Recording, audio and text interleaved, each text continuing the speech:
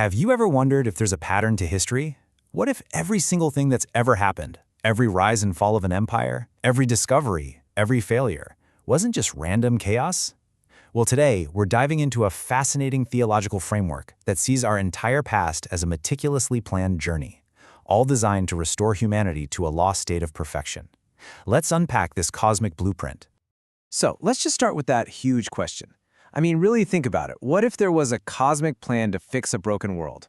A kind of divine strategy, a rescue mission to get back something incredibly precious that was lost, way back in the beginning. That's the central idea from the text we're exploring today. And there's a name for this grand plan, the Providence of Restoration. Our source defines it as God's work to bring us all back to our original, unfallen state, the way we were meant to be. You can almost think of it as the master plan for a cosmic do-over. Okay, but before you can understand a plan for a do-over, you've got to know what went wrong in the first place, right? And that brings us to the core dilemma, which is, well, us, the human condition itself. According to this text, the event known as the fall didn't just flip a switch and make humanity evil. Nope. It put us in what's called a midway position. It's like we're standing right on a dividing line, with the ability to connect with both God on one side and Satan on the other. And this is where our choices become just unbelievably important. From this middle ground, every action we take, what the text calls making conditions, literally pulls us in one direction or the other. Living a good life, having faith, those things build a bridge toward God. But making evil conditions, like the text mentions with Cain, well, that paves a road straight to the other side. So the takeaway here is huge. Our spiritual alignment isn't some fixed, predetermined thing. It's something we are actively building with every choice we make. So if we're all caught in this constant spiritual tug-of-war, what's the divine solution? How does this plan actually work to pull us, once and for all, back to where we belong? The end goal is incredibly clear and absolute: to completely cut off Satan's connection to humanity and restore us to that original, perfect state. It's not just about getting a second chance, it's about a complete reboot of our very nature. So how does this reboot happen? It's through a really central concept called indemnity. Now, the easiest way to get your head around indemnity is just to think of it as making something right. You know, like if you want to recover anything you've lost, whether it's your health or someone's trust, you have to do something to pay back the debt, to balance the scales. This whole idea of paying a price or balancing the scales, this is the engine that drives the entire historical process we're talking about.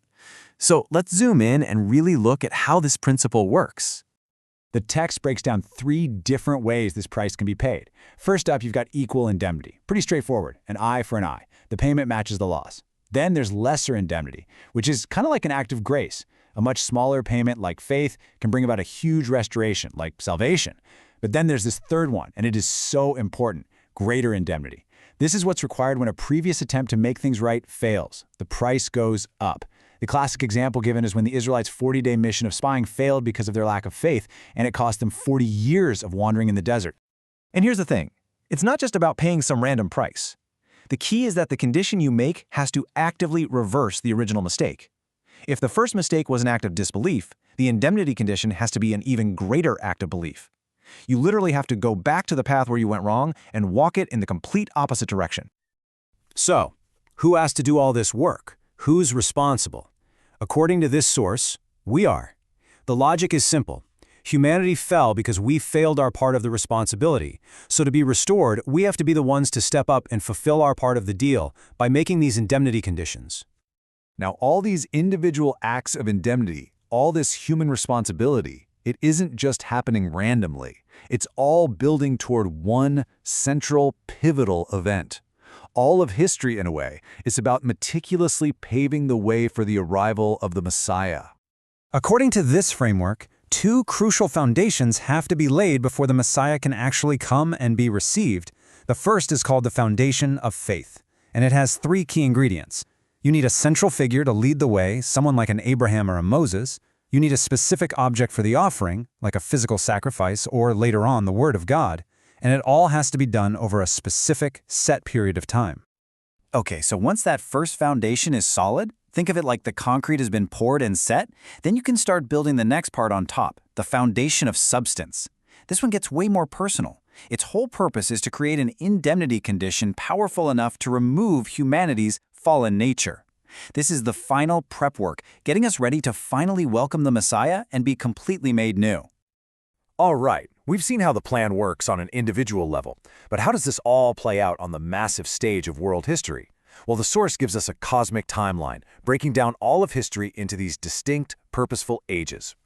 So check this out. The plan is mapped out over 6,000 years, divided into 3 2,000-year acts. And get this, each act is an attempt to restore the failures of the one before it. The first 2,000 years, from Adam to Abraham, were supposed to lay that first foundation. That didn't quite work out, so the next 2,000 years, from Abraham to Jesus, were meant to try again, but this time on a national level. And when that also faced incredible challenges, these last 2,000 years were set aside to restore that same goal, but on a global scale, which brings us right up to today. This table really helps us see that progression. Look at the foundation scope row at the bottom. See how it expands? It goes from just one family with Abraham to the entire nation of Israel, and then, finally, to a worldwide scope. But at the same time, the resurrection level is getting deeper. It goes from a basic foundation to what's called form spirit, maybe like a more structured, law-based faith, and finally to life spirit, which sounds like a much more direct internal connection to God. The plan is always getting bigger and deeper at the same time. And here's one of the most incredible ideas in this whole thing. These ages don't just follow each other in a straight line. They have parallels. It's this idea that history repeats itself, but not in a bad way. It repeats in patterns, and each cycle is another chance to fix a past mistake, but on a higher, more substantial level. It's like history rhymes.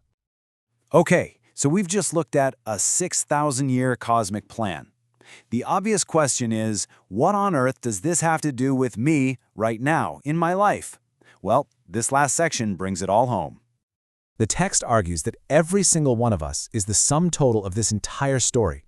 We inherit all the successes and all the failures that came before. And the challenge is this: we have to resolve in our own lifetime what it calls horizontally all of the indemnity conditions that have been stacking up for thousands of years vertically.